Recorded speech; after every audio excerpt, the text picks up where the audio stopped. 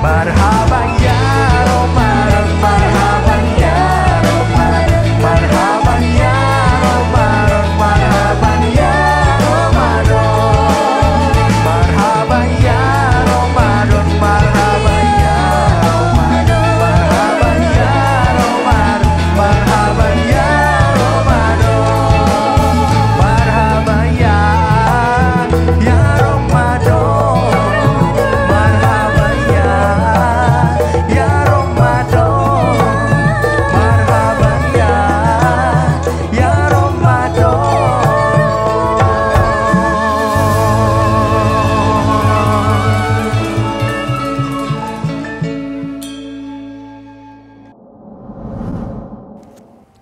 Assalamualaikum warahmatullahi wabarakatuh. Puji syukur kepada Allah SWT atas rahmat dan hidayahnya kita semua dapat berjumpa di bulan yang penuh rahmat dan damai. Bulan penuh ampunan, bulan suci Ramadan. PD Perjuangan mengucapkan kepada seluruh umat Islam selamat menjalankan ibadah puasa selama 1 bulan penuh. Semoga kita semua dapat mengambil hikmah puasa di dalam bulan Ramadan untuk tetap menjaga kepekaan, rasa kemanusiaan kita terhadap sesama anak bangsa, serta tetap memupuk semangat solidaritas, persatuan dan kesatuan dalam kehidupan berbangsa dan bernegara.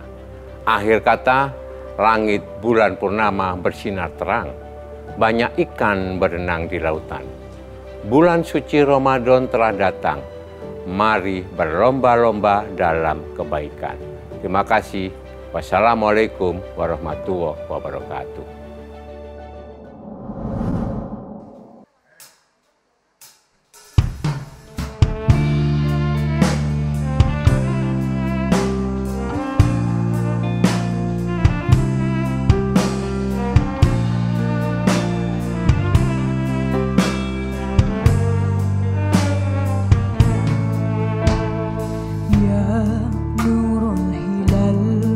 أقبل تعال فشوق طال والقلب سما نحو السماء مترنما لا تنقضي أنت لي روحي دواء رمضان رمضان رمضان يا حبيب رمضان رمضان ليتك دوما قريب.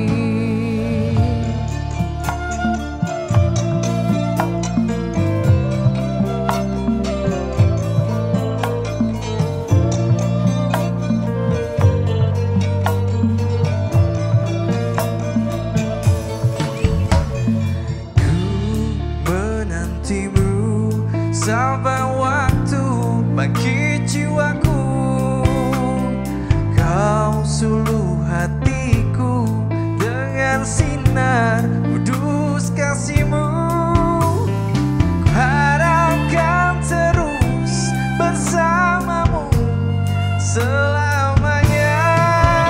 Ramadan, Ramadan, Ramadan di hati. Ramadan, Ramadan, ku mohon usah pergi.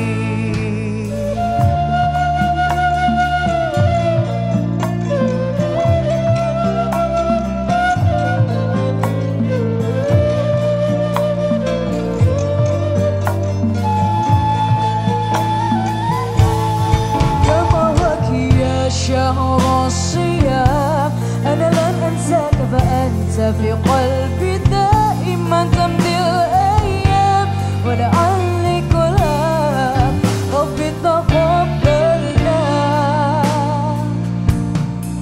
يا ربي بلغنا يا رمضان.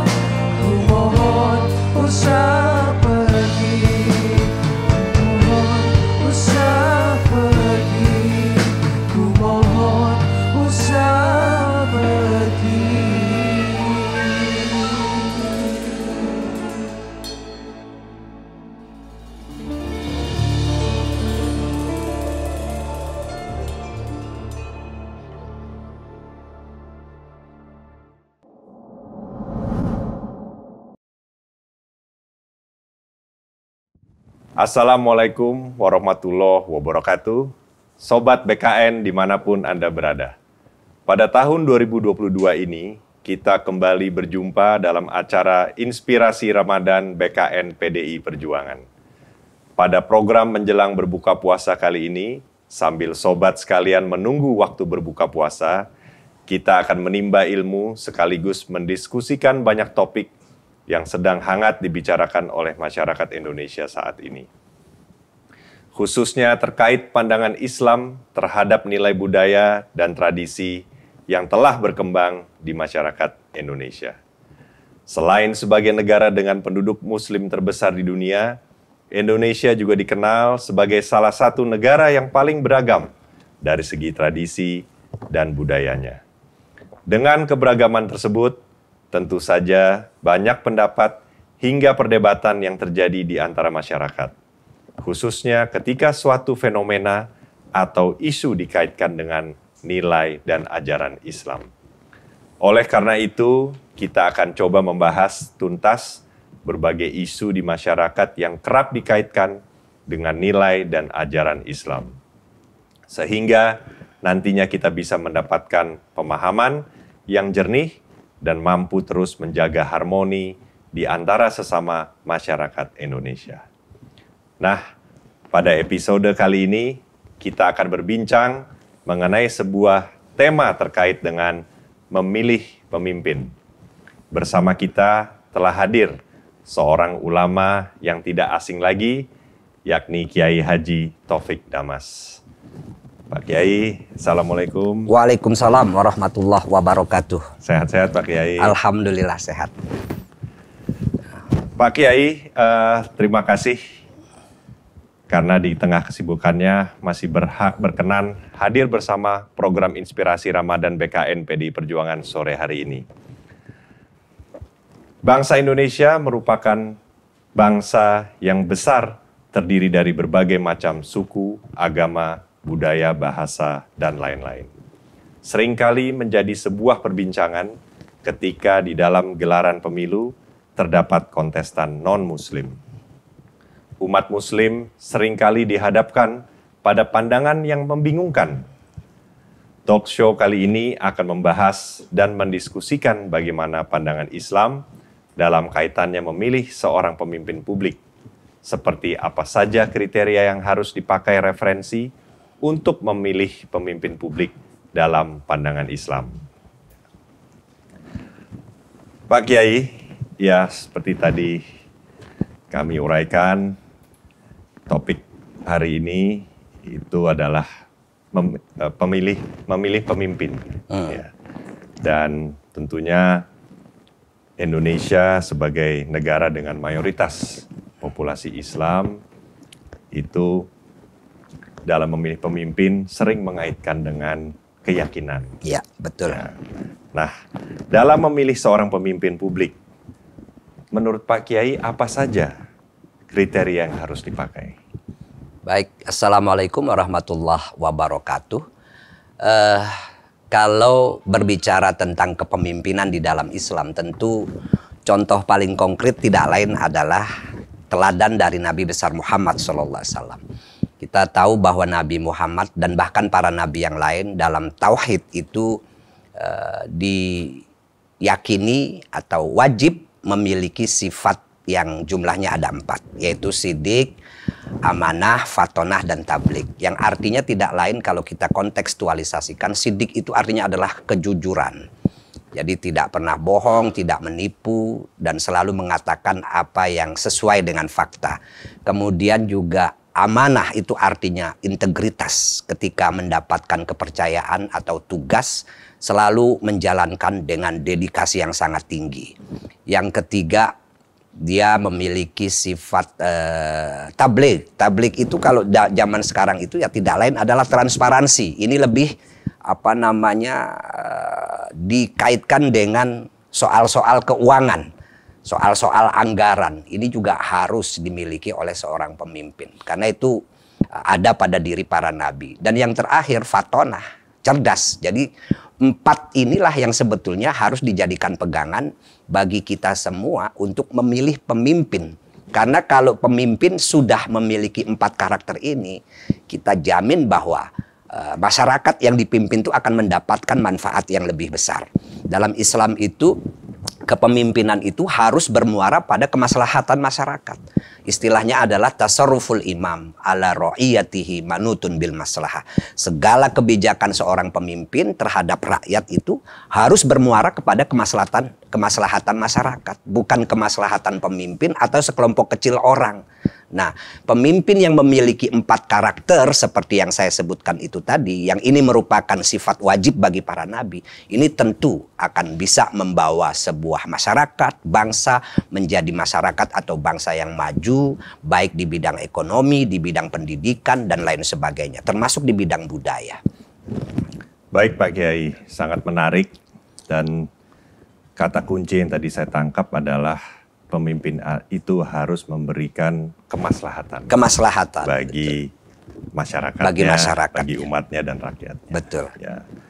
Nah, tentu di tengah masyarakat yang plural seperti di Indonesia ini, Pak Kiai, masih banyak yang bingung. Apakah ada ketentuan yang mewajibkan untuk memilih pemimpin publik yang seiman dalam Islam? Sebagian kalangan muslim masih meyakini itu, tapi sebagian yang lain sudah bisa memberikan tafsir-tafsir baru. Apalagi kita sekarang ini hidup dalam konteks negara bangsa. Dalam negara bangsa itu sebetulnya semua orang, apapun agamanya, statusnya sama, yaitu warga negara. Dan itu sudah banyak diwacanakan oleh tokoh-tokoh muslim, sehingga tidak relevan lagi membeda-bedakan orang itu dengan status keagamaannya. Sehingga karena statusnya adalah sama-sama warga negara, semua orang memiliki hak dan kewajiban yang sama. Jadi orang beragama Islam, Kristen, Hindu, Buddha, dan lain sebagainya yang ada di Indonesia, kalau dia memiliki kepantasan untuk menjadi seorang pemimpin, tentu tidak masalah. Adapun ada sekelompok orang yang masih keberatan memilih pemimpin yang berbeda agama, itu tentu bisa kita diskusikan. Karena kita bisa kemudian mempertanyakan, seandainya memang memilih pemimpin itu harus seiman, bagaimana dengan orang-orang Islam yang tinggal di negara-negara yang mayoritas penduduknya non-muslim, sehingga pemimpinnya juga di sana pasti non-muslim. Apakah mereka berdosa ketika ada pemilu atau pilkada di negara-negara itu, kemudian mereka memilih pemimpin yang memang non-muslim gitu loh. Nah, jadi dalam konteks ini kita harus menegaskan sebagai negara bangsa yang ini merupakan kesepakatan kita bersama, dan founding fathers kita sudah menjadikan negara ini sebagai negara bangsa yang bukan negara agama, yang bukan juga negara sekuler, sehingga menurut undang-undang yang ada siapapun boleh jadi pemimpin di negeri ini. Bahkan kalau bagi kami sebagai muslim, kalau kita sudah sepakat terhadap sesuatu, maka kesepakatan itu harus dihormati dan harus dihargai. Kata Nabi Muhammad itu, al-muslimuna ala syurutihim. Orang Islam itu harus selalu setia pada setiap kesepakatan yang mereka buat. Nah, kita dari awal mendirikan negara ini, para pendiri negara ini sudah sepakat Indonesia adalah negara bangsa yang suku dan agamanya beragam, sehingga kesempatan dalam politik siapapun sama, yang Islam ataupun yang non-Islam, itu memiliki kesempatan yang sama. Dan saya rasa secara faktual di Indonesia pemimpin-pemimpin daerah sudah ada kok yang non-muslim. Sudah terjadi. Kalau kita mencontohkan seperti yang terjadi di Jakarta tahun 2016 yang lalu ketika ada orang bernama Basuki Cahayapurnama. Saya melihat itu bukan karena Ahok itu atau Pak Basuki ini non-muslim, tapi karena memang ada hal lain yang membuat orang lain menolak beliau sebagai gubernur di Jakarta. Tapi dipengaruhi oleh hal-hal lain, hanya kemudian isu-isu keagamaan yang lebih dominan, lebih tampak di permukaan. Jadi pada dasarnya seorang muslim itu harus setia pada kesepakatan yang sudah dibuat. Kata Nabi Muhammad, al-muslimuna ala syurutihim. Jadi tidak masalah. Kita justru harus mengembangkan, karena ketika kita sudah sepakat hidup di bawah naungan negara bangsa, maka tidak relevan lagi kita membeda-bedakan orang dengan agama. Kita sama, satu bangsa apapun suku dan agama kita. Tidak boleh ada diskriminasi. Ya, memang menarik sekali apa yang tadi Pak Kiai sampaikan. Ya, kalau kita kilas balik sedikit tadi seperti sudah disampaikan Pak Kiai, memang isu ini menjadi sangat hot. Ya. Semenjak Pilkada DKI mungkin tahun 2017 pada waktu itu ya. Di mana Pak Basuki Cahayapurnama menjadi salah satu kontestan atau calon di dalam pilkada tersebut. Dan kalau kita lihat faktanya di luar Pak Kiai, di negara-negara maju bahkan sudah diterima pemimpin bukan dari kalangan mayoritas. Betul, ya kan? kayak di London itu. Seperti di London ada Pak Sadiq Khan ya. Iya, Sadiq Khan. Terus juga di kalau nggak salah di Belanda juga di Rotterdam tuh ada Ahmed Batullah Taleb, ya kan. Lalu di Kanada juga ada di Calgary kalau tidak salah, wali kotanya juga dari kalangan Muslim.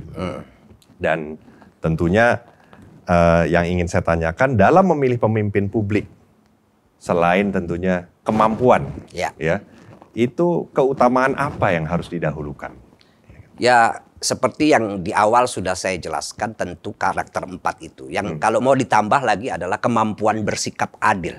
Karena itu yang paling penting. Pemimpin itu kan harus menjadi motor penggerak bagaimana masyarakat itu bisa bangkit, bisa bangun, bisa maju secara peradaban. Yang di dalam peradaban itu kan kita ada ekonomi, ada pendidikan, ada budaya dan lain sebagainya. Sehingga kita ini harus memiliki kesadaran penuh sebagai warga negara untuk bangkit bersama. Dan ini tentu kita membutuhkan pemimpin yang memiliki komitmen kemajuan bersama. Nah, komitmen kemajuan bersama itu ya diawali dengan sikap yang jujur, berintegritas, kemudian dia juga harus cerdas, kemauan untuk menyelenggarakan sistem birokrasi yang transparan, ditambah lagi juga keadilan. Yang terakhir sesuai dengan sila kelima yang ada di dalam Pancasila, yaitu keadilan sosial bagi seluruh rakyat Indonesia ini. Nah, inilah yang akan membangun bangsa kita itu menjadi bangsa yang beradab. Di dalam negeri kita merasakan kenyamanan, di luar negeri tentu kita akan dianggap sebagai bangsa yang bermartabat dan dihormati. Ya, tidak bisa kita pungkiri Pak Kiai, sebagian dari teman-teman kita ya ada kelompok yang tetap mewajibkan pemimpin itu harus seiman. Ya. Perdebatan ini akan selalu ada di masyarakat. Selalu ada. Ya kan. Nah, seperti apa caranya menyikapi kelompok yang mempunyai mungkin pandangan yang narrow minded begitu ya, yang agak sempit, di mana mewajibkan pemimpin harus seiman. Nah, bagaimana itu kita bisa mungkin menjelaskan ke mereka? Kalau pertama kita ya harus menghargai bahwa mereka punya pandangan seperti itu. Itu harus kita hargai. Yang penting kan mereka tidak boleh memaksakan dan negara tidak boleh kalah. Artinya kalau ada orang yang memang tidak mau memilih pemimpin selain dari orang satu agamanya, ya negara tetaplah harus memberikan kesempatan siapapun yang ingin jadi pemimpin tanpa diskriminasi. Jangan negara kemudian kalah dengan dorongan sekelompok itu, kemudian juga memberikan aturan bahwa yang boleh maju sebagai calon gubernur, calon presiden, calon bupati hanya orang dari golongan tertentu. Nah, itu nggak boleh begitu. Tapi kalau sebagian orang memiliki pandangan seperti itu ya nggak masalah. Dan bagaimana cara kita katakanlah mengajak mereka itu untuk bisa berpikir lebih terbuka, memahami konteks negara bangsa, ya tentu itu harus dibuka dengan cara di ruang-ruang diskusi. Di ruang diskusi yang lebih jernih, di ruang diskusi yang lebih lebih nyaman, bukan kemudian di ranah politik. Kalau di ranah politik itu agak susah. Tapi kalau di ruang diskusi kita bisa mendiskusikannya. Baik Pak Kiai, dan kalau kita bicara Indonesia tentu tidak akan lepas dari keberagaman. Betul. Dan karena kita beragam tentu mempunyai sikap pandangan yang berbeda-beda. Betul. Ya, dan itu selalu akan ada di antara kita. Nah, ini pertanyaan terakhir Pak Kiai untuk hari ini. Apa pesan Pak Kiai untuk seluruh masyarakat Indonesia dalam menyikapi keberagaman? Tentu keragaman ini kan harus dipahami sebagai anugerah yang luar biasa dari Tuhan Yang Maha Esa, dari Allah Subhanahu wa Ta'ala. Karena kalau kita kembali kepada ajaran agama, Allah itu menghendaki manusia itu memang beragam baik suku ataupun agamanya. Dalam Al-Quran ditegaskan, ya ayuhan nasu inna khalaqnakum min dzakari wa unsa wa ja'alnakum syu'uban wa qabaila lita'arafu inna akramakum indallahi atqakum. Wahai sekalian manusia, ini menyapanya bukan kelompok manusia tertentu, tapi seluruh manusia. Kami menjadikan kalian itu dari laki-laki dan perempuan. Kemudian kami menjadikan kalian itu bersuku-suku, berbangsa-bangsa. Yang tujuannya adalah lita'arofu, saling mengenal. Ini sebetulnya tujuan jangka pendek. Karena tujuan jangka panjangnya, orang setelah saling mengenal, kemudian saling bekerja sama. Ya, seperti contoh saya punya tetangga, saya belum kenal, tapi begitu saya kenal, oh tetangga saya ternyata punya keahlian di bidang komputer. Sewaktu-waktu saya punya komputer rusak, kan enak, tinggal panggil tetangga itu. Betul. Nah itu sudah pada level setelah mengenal, kemudian kerjasama. Nah setelah kerjasama ya nanti kita bisa membangun masyarakat yang saling mengasihi, saling menyayangi, dan saling menghargai perbedaan itu, bahwa perbedaan itu harus dipahami memang sebagai rahmat. Nah, kalau kemudian soal ketakwaan, soal siapa yang lebih baik di antara kita, kata Al-Quran itu, inna akramakum indallahi atqakum. Yang paling mulia di antara kalian adalah orang yang paling bertakwa. Dan orang paling bertakwa itu adalah tidak lain orang yang paling banyak berbuat baik bagi manusia. Itulah orang yang paling bertakwa. Selain tentu orang bertakwa itu adalah orang yang beriman kepada Allah, beriman pada hari akhir, dia rajin menjalankan ibadah. Tapi secara sosial, orang bertakwa adalah orang yang lebih banyak bermanfaat bagi kehidupan masyarakat. Kata Nabi Muhammad itu, khairun nasi amfa'uhum linnas. Sebaik-baik manusia adalah dia yang banyak memberikan manfaat kepada orang lain. Nah, jadi mari sama-sama kita menjaga dan mencintai negeri ini dengan keragaman budaya, agama, suku, dan lain sebagainya. Sehingga keragaman ini betul-betul menjadi berkah untuk kita semua. Dan kita bisa hidup dengan aman, nyaman di negara yang kemudian kita doakan menjadi negara yang baldatun, thayyibatun, wa rabbun ghafur. Negara yang betul-betul sejahtera.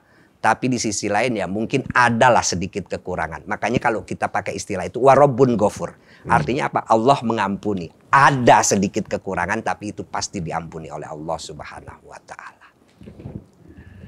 Baik, Sobat BKN sekalian dimanapun berada. Begitu luar biasa perbincangan kita pada sore hari ini. Sampai tak terasa bahwa kita telah sampai pada penghujung acara. Meski demikian, pada sore hari ini kita telah belajar banyak bagaimana sesungguhnya Islam sebagai agama yang rahmatan lil alamin. Mengajarkan kita bersikap terkait dengan memilih pemimpin. Semoga ke depannya kita akan lebih bijak dalam menanggapi berbagai fenomena yang ada, khususnya ketika dikaitkan dengan nilai dan ajaran Islam. Sobat BKN semuanya, mari kita terus jaga toleransi dan harmoni dengan terus melestarikan ajaran-ajaran ulama terdahulu. Hidup dalam harmoni sesuai konteks jiwa Pancasila yang hidup di lautan masyarakat yang religius. Sebagaimana pesan Bung Karno tentang relasi nilai keagamaan dan kebangsaan. Bahwa konteks Indonesia adalah Pancasila yang hidup di tengah lautan masyarakat yang religius. Kita akan berjumpa kembali esok hari di program Menjelang Buka Puasa, tentunya pada jam yang sama di akun YouTube BKN PDI Perjuangan. Jangan lupa like, komen, dan subscribe. Wassalamualaikum warahmatullahi wabarakatuh.